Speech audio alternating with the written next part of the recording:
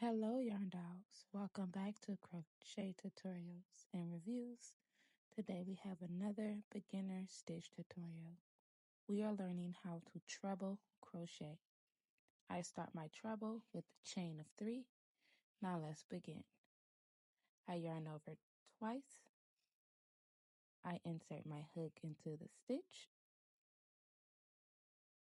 I yarn over and I pull that yarn through. Now I have 4 loops.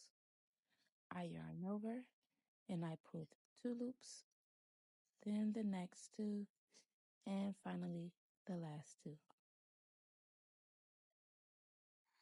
Now grab your hook and let's practice this stitch.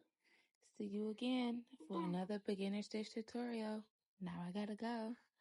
Bye.